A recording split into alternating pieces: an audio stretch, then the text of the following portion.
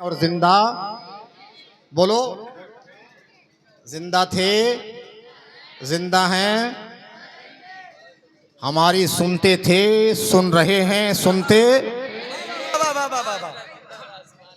करीब वाला बुलाए, दूर वाला पुकारे, कहीं का भी पुकारे, नबी ने सुना, सुन रहे हैं, सुनते। आला हजरत अजीमुल बरकत आकाए नेमत मुजद्दिदे दीनो मिल्लत इरशाद फरमाते हैं, तू जिंदा है वल्ला, तू जिंदा है वल्ला, तू जिंदा है वल्ला, तू जिंदा है वल्ला, मेरी चश्मे आलम से छुप जाने वाले। और दूसरे मकाम पर इरशाद फरमाते हैं, फरियाद उम्मती जो करे हाल जार में, फरियाद उम्मती जो करे हाल जार में, मुमकिन नहीं कि खैरे बशर को खबर ना हो। इसलिए जब नबी का उम्मती नबी को पुकारता है तो नबी सुनते हैं। और अल्हम्दुलिल्लाह सब नबी के उम्मती हैं, सब नबी के गुलाम हैं। हमारा अकीदा जिंदा है, हमारे नबी जिंदा हैं। जिंदा दिली के साथ एक मरतबा और दुरूद शरीफ सल्लल्लाहु अलैहि नबील उम्मी वालेही सल्लल्लाहु अलैहि वसल्लम सलातुन व सलामन अलैका या रसूल अल्लाह सल्लल्लाहु ताला अलैहि वसल्लम। तहत में दो चार बंद। नबी उम्मत के वाली हैं, वो जो चाहें अता कर दें। नबी उम्मत के वाली हैं, वो जो चाहें अता कर दें, जहन्नम से रिहा कर दें, हमें जन्नत अता कर दें। जहन्नम से रिहा कर दें, हमें जन्नत अता कर दें। नबी आलम के वाली हैं, वो जो चाहें अता कर दें, जहन्नम से रिहा कर दें, हमें जन्नत। नबी मलजा है, मावा हैं खुदा की कुल खुदाई के। नबी मलजा है, मावा हैं खुदा की कुल खुदाई के। वो जब चाहें जिसे चाहें खुदाई कुल अता कर दें, जिसे चाहें खुदाई कुल अता कर दें। इसमें कोई शक है? नहीं, कोई शक नहीं। नबी आलम के वाली हैं, वो जो चाहें। फजा महशर की गूंजी है सदाए नफसी नफसी से। अल्लाह फजा महशर की गूंजी है, क्या बात है? फजा महशर की गूंजी है सदाए नफसी नफसी से। शफीए आसिया आए शफात अब अता कर दें। शफीए आसिया आए शफात अब अता कर दें। तमन्ना है ये नाजिम की नज़ा का वक्त जब आए। तमन्ना है ये नाजिम की नज़ा का वक्त जब आए। रुखे व शम्स का अपने नबी दीदार अता कर दें। नारे तकबीर, व शम्स का अपने नारे तकबीर, नारे रिसालत, हजरत अल्लामा मुफ्ती नाजिम साहब किबला। क्या बात है, वाह वाह वाह वाह वाह, बहुत उम्दा। तमन्ना है ये नाजिम की नज़ा का वक्त जब आए। रुखे व शम्स का अपने नबी दीदार अता कर दें। नबी आलम के वाली हैं, वो जो चाहे अता कर दें, जहन्नम से रिहा कर दें, हमें जन्नत अता कर दें। मोहब्बत के साथ बावाद बुलंद और दुरूद शरीफ पढ़ें। सल्लल्लाहु अलैहि नबील उम्मी वालेही सल्लल्लाहु अलैहि वसल्लम सलातुन व सलामन अलैका या रसूल अल्लाह सल्लल्लाहु अलैहि वसल्लम। मैंने कुरान की बहुत मशहूर व मारूफ आयत करीमा तिलावत की। आयत भी मशहूर है और उसका तर्जमा भी मशहूर है। या अय्युहल्लज़ीना आमनू, ए ईमान वालो। किससे खिताब है? ईमान वालों से। बेईमानों से? बेईमानों से? बेईमानों की कोई हैसियत ही नहीं, तो उनसे खिताब क्या होगा? क्या बात है? ईमान वालों की हैसियत है, ईमान वालों की कीमत है। जिसके पास ईमान है तो उसकी कोई कीमत नहीं लगा सकता, वो बेकीमत है। क्या बात? और असले ईमान आका की सच्ची मोहब्बत है। क्या बात है? असले ईमान आका की सच्ची मोहब्बत है। हमारे आका जाने ईमान हैं, असले ईमान हैं, रूह ईमान है, जाने जहान है। जाने कि मोहम्मद से वफा तूने तो हम तेरे हैं, ये जहां चीज क्या लौहो कलम तेरे हैं।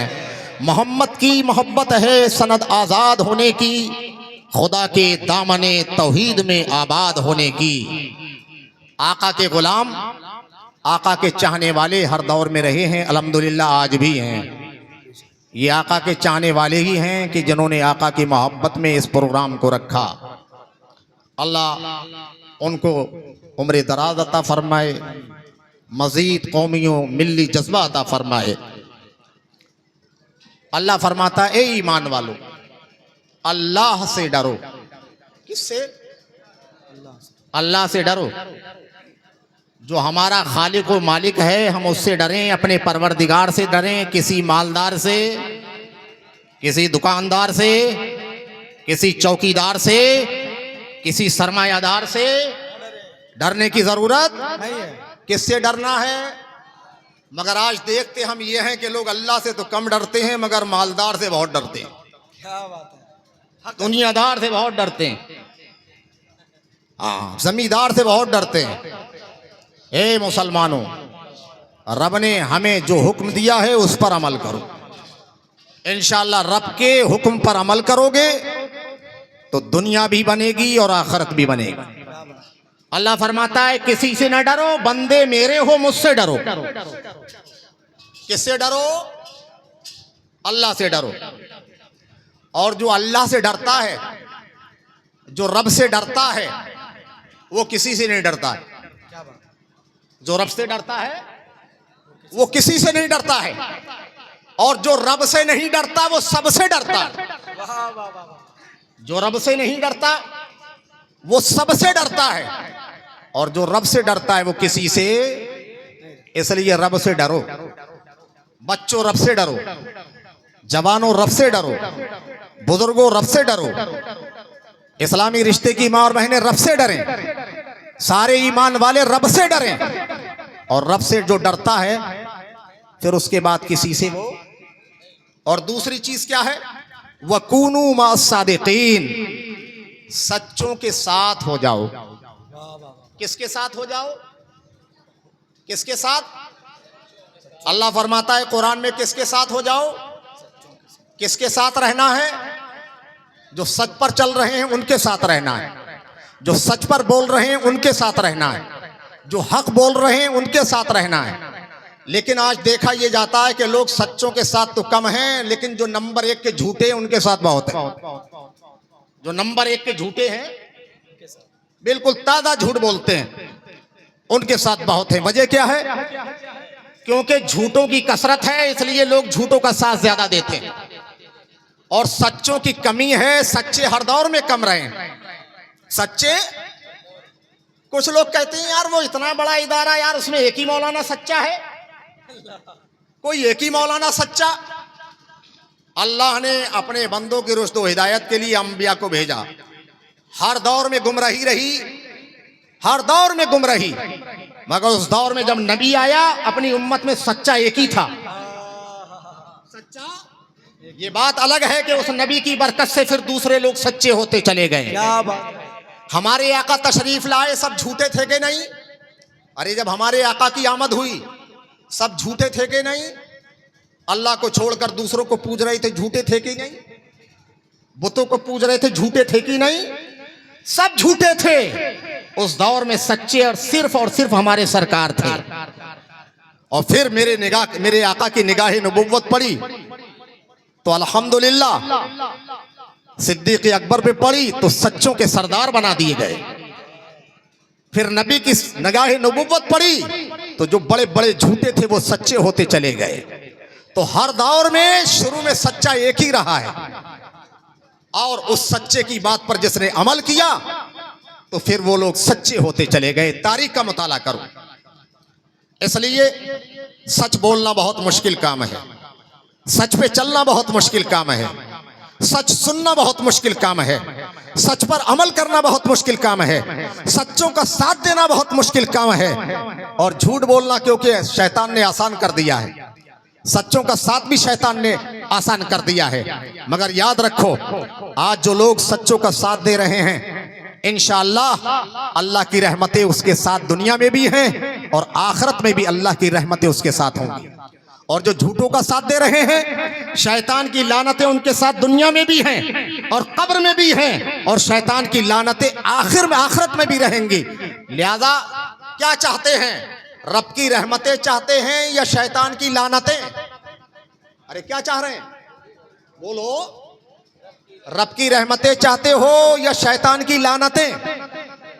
रब की रहमतें चाहते हो तो सच बोलो, सच सुनो, सच पर अमल करो, सच्चों का साथ दो। झूठ से बचो, झूठ गुनाहों की जड़ है, गुनाह कबीरा है। कुरान फरमाता है लानतुल्लाहि अलल काज़िबीन, झूठों पर अल्लाह की लानत। क्या बात है, झूठों पर क्या बात है मुफ्ती साहब, वाह वाह वाह। अल्लाह की लानत है, झूठों पर अल्लाह वालों की लानत है, झूठों पर फरिश्तों की लानत है, झूठों पर रसूलों की लानत है, झूठों पर अंबिया और मुरसलीन की लानत है, झूठों पर शोहदा की लानत है, झूठों पर सिद्दीकीन की लानत है, झूठों पर सालिहीन की लानत है, झूठों पर उलमाए रब्बानीयीन की लानत है। लिहाजा लानत से बचना चाहते हो या लानत का हार पहनना चाहते हो? बोलो। अरे रहमत का हार चाहते हो या लानत का? रहमत का। तो अहद करो, इंशाअल्लाह अपनी तिजारत में, अपने धंधों में, अपनी आम बोली में इंशाअल्लाह सच बोलेंगे, झूठ, और इंशाअल्लाह सच्चों का साथ देंगे, झूठों का। अगर किसी चीज में कोई आपको शक है तो शरीयत कहती है उसकी तहकीक कर लो, उसकी एक तरफा सुन के ना रह जाओ।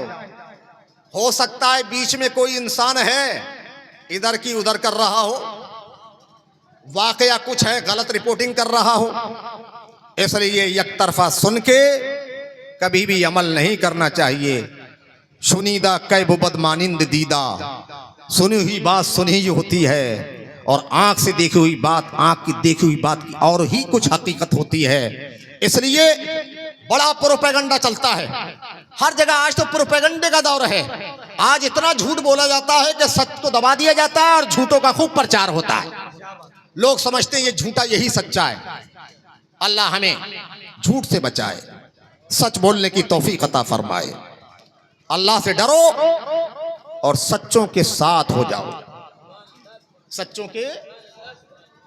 और जो अल्लाह से डरता है तो वो अल्लाह के हुकूक भी अदा करता है और अल्लाह के बंदों के भी हुकूक अदा करता है। और जो अल्लाह से नहीं डरता वो अल्लाह के भी हुकूक अदा नहीं करता और बंदों के भी हुकूक अदा नहीं करता। दो तरह के हुकूक हैं, एक अल्लाह के हुकूक जिसको हुकूकुल्लाह कहते हैं, और एक बंदों के हुकूक जिसको हुकूकुल इबाद कहते हैं। अल्लाह के हक दो तरह के हैं और टोटल तीन तरह के हक हो गए। एक बंदों का हक और दो अल्लाह के हक जिसको हुकूकुल्लाह कहते हैं। अब अल्लाह के दो हक क्या हैं? अल्लाह के दो हक वो हैं, दो हकों में से पहला हक वो है, अगर बंदा अल्लाह का हक छोड़ देता है, अल्लाह के हुक्म पर अमल नहीं करता है, मगर सच्ची तौबा कर लेता है, तो अल्लाह तौबा की बरकत से उस गुनाह को माफ फरमा देता है। उस गुनाह को हदीस पाक में आया, अत्ताइबु मिनज़ ज़म्बि कमल्ला ज़म्बला। जब इंसान गुनाह कर लेता है और गुनाह करने के बाद सच्ची तौबा कर लेता है तो फिर वो ऐसा हो जाता है जैसे कि उसने गुनाह किया ही नहीं। इसलिए सच्ची तौबा चाहिए। कैसी? हाँ, तौबा सच्ची करोगे वही कबूल होती है। दुआ दिल से करोगे, सच्ची दुआ करोगे, वही अल्लाह की बारगाह में कबूल होती है। लोग शिकायत करते हैं, हजरत हमारी दुआई कबूल नहीं होती, तौबा कबूल ही नहीं होती, इतनी दुआ करते हैं, इतनी दुआ करते हैं। कुरान फरमाता है, ए अल्लाह के बंदे, ऐसी दुआ कर जो अल्लाह ने दुआ करने का तुझे तरीका बताया है। कुरान फरमाता है, या अय्युहल्लज़ीना आमनू तूबू इलल्लाहि तौबतन नसूहा। ए ईमान वालो, अल्लाह की बारगाह में तौबा करो तो सच्ची और पक्की तौबा करो। सच्ची और पक्की तौबा का मतलब ये है, आपसे एक मर्तबा गुनाह हो गया, अब तौबा करने के बाद दोबारा वो गुनाह नहीं होना चाहिए। इसलिए सच्ची और पक्की तौबा करो। जब बंदा सच्ची और पक्की तौबा करता है, अल्लाह की बारगाह में नादिम और शर्मिंदा होता है अपने गुनाहों पर और दिल से तौबा करता है, तो अल्लाह सारे गुनाहों सारी जिंदगी के गुनाहों को माफ फरमा देता है। सच्ची तौबा हो, दिल से जो आह निकलती है असर रखती है, पर नहीं ताकते परवाज मगर रखती है। कई तरह के अल्लाह के हक हैं। अल्लाह के हक कई तरह के हैं? दो तरह के। एक वो हक है अगर बंदे ने उस हक को अदा ना किया, उसमें कमी की, तो तौबा कर लेता है, बंदा माफ कर देता है। जैसे अल्लाह ने फरमाया शराब ना पियो, कुरान ने कहा शराब, मगर आजकल हमारे नौजवान खूब शराब पी रहे हैं। नशे की चीजों से दूर रहो। कुरान ने, हदीस ने, शरीयत ने नशे की चीजों से फरमाया दूर रहो, मगर आज तो हमारे नौजवान नई नस्लें भी खूब गांज और भांजा न जाने क्या क्या कर रहे हैं, क्या क्या इस्तेमाल कर रहे हैं, पी रहे हैं। ए बच्चों, आप नबी के गुलाम, नई नस्लें हमारी सुने और अपने आका की सुन्नत पर अमल करें, कुरान पर अमल करें। मेरे आका ने नशा हराम फरमाया, नशा हराम है, सख्त हराम। तो एक उम्मती को यह जेब नहीं देता कि भांग और गांजा वगैरह पिए, शराब पिए, नाच गानों में मशगूल हो और नाचे और गाए, ये सारे काम हराम हैं। मगर ये शराब पीना, नाच गाने में शिरकत करना और खुद नाचना और गाना और नशे की चीजें पीना शरीयत में हराम है। मगर अगर बंदे ने शराब पी ली है, अल्लाह का हुक्म नहीं माना है, मगर जब तौबा करता है तो अल्लाह तौबा की बुनियाद पर अपने बंदे को माफ फरमा देता है। एक तो ये गुनाह है और एक वो गुनाह है अल्लाह का, एक वो हक है अल्लाह का। जब बंदा गुनाह करता है तो अल्लाह तौबा से माफ नहीं करता है, बल्कि तौबा भी करना है और उस हक को अदा भी करना है। जैसे नमाज पढ़ना अल्लाह का हक है, रोजा रखना अल्लाह का हक है, ज़कात देना अल्लाह का हक है, हज की अदायगी करना ये अल्लाह का हक है। ये सारी चीजें अल्लाह के हुकूक हैं। कुर्बानी करना अल्लाह के हुकूक में आता है। अब इंसान नमाज ना पढ़े तो अल्लाह के हक की वो क्या कर रहा है?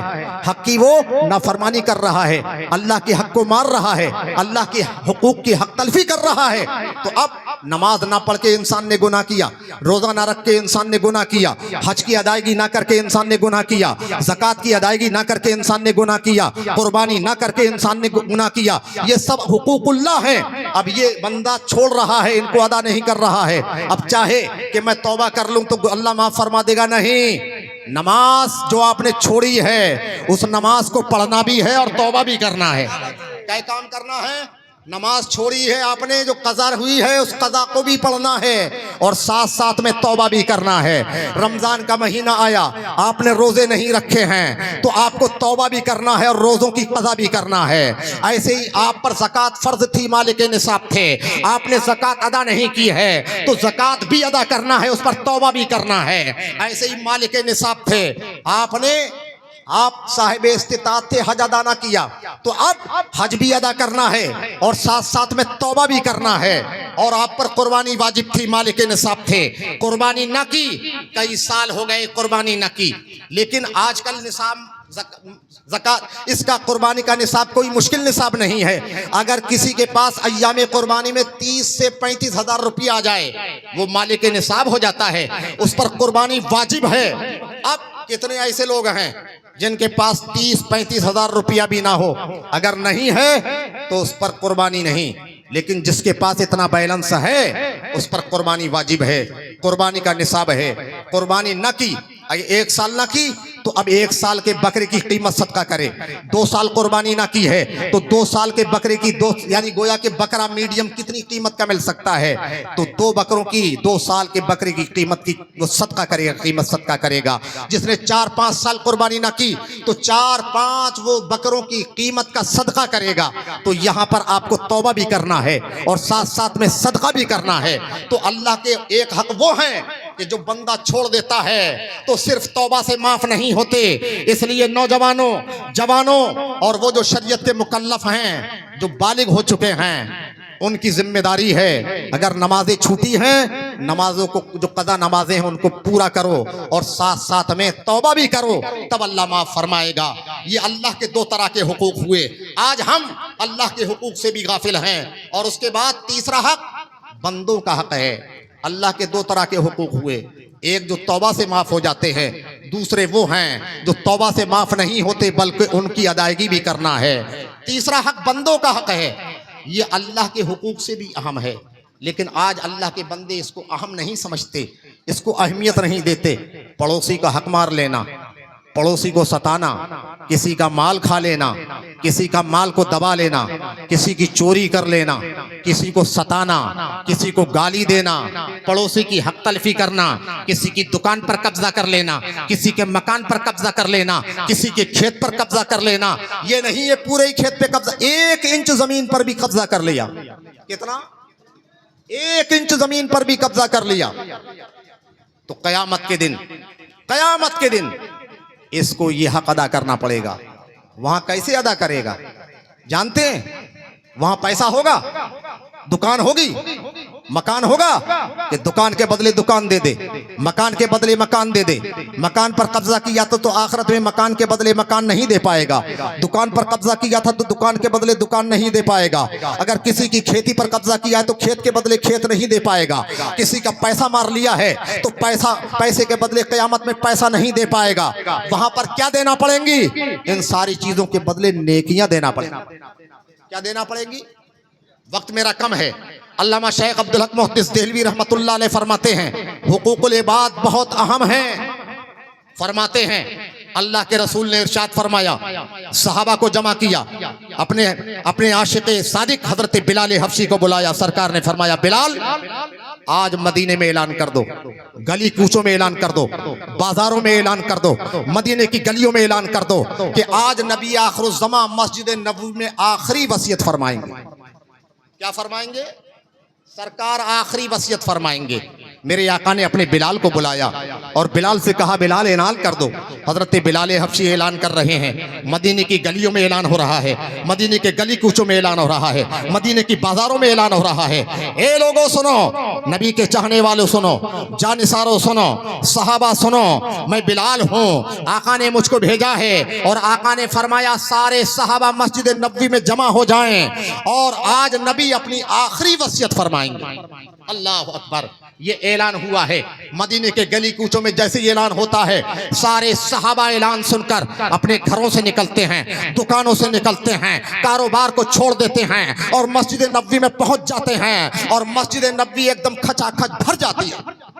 मस्जिद नबवी जैसे माशाअल्लाह आज ये सारी गली इधर भी भरी है, इधर भी भरी है, इधर चारों तरफ पब मजमा ही मजमा है, अल्हम्दुलिल्लाह। तो अब पूरी मस्जिद नबवी शरीफ पुर है, भरी है। हमारे आका, हमारे दाता तशरीफ लाते हैं सल्लल्लाहु अलैहि वसल्लम। आका मस्जिद नबवी के मिंबर शरीफ पर तशरीफ फरमा है। अब सुनो आका का आखिरी खिताब।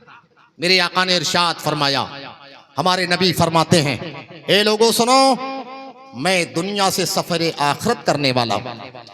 क्या फरमाया आका ने? मैं दुनिया से सफर आखिरत करने वाला हूं और मैं आज आखिरी वसीयत कर रहा हूं, इसलिए मैंने तुम्हें बुलाया है। सहाबा मैंने तुम्हें बुलाया है, सिद्दीक़ अकबर तुम्हें बुलाया है, फारूक आजम तुम्हें बुलाया है, उस्मान गनी तुम्हें बुलाया है, मौला अली तुम्हें बुलाया है, बिलाल तुम्हें बुलाया गया है, सलमान फारसी को बुलाया गया है, बहुत सारे सहाबा को बुलाया गया। सारी मस्जिद नबवी शरीफ भरी हुई है। मेरे आका मिंबर पर तशरीफ फरमा है। आका इरशाद फरमाते हैं, आखिरी वसीयत कर रहा हूं, उस आखिरी वसीयत पर अमल करना है। सारे सहाबा ने कहा, सरकार हम आपकी वसीयत पर अमल करते हैं, सरकार एक एक सुन्नत पर अमल करते हैं, सरकार आपकी सुन्नत पर अमल करना हम अपनी मेराज समझते हैं। ये सहाबा की मोहब्बत थी। जो नबी की सुन्नतों पर अमल करता है खुदा की कसम दुनिया में भी कामयाब रहता है, आखिरत में भी कामयाब रहता है। और जो नबी की सुन्नत और तरीके से हट जाता है वो दोनों जहां में बर्बाद हो जाता है। तरीके मुस्तफ़ा को छोड़ना है वजह बर्बादी। इसी से कौम दुनिया में हुई बेइख्तिदार अपनी। हमें करनी है शहंशाह बतहा की रजा जोई, अगर वो हो गए अपने तो रहमते परवरदिगार अपनी। अल्लाह के रसूल सल्लल्लाहु अलैहि वसल्लम मस्जिद नबवी शरीफ में है। आका ने फरमाया, आखिरी वसीयत सुनो। सारे सहाबा गौर से सरकार की वसीयत सुनते हैं। आका ने फरमाया, क्या फरमाया, गौर से सुने। आका ने फरमाया, अगर किसी का कोई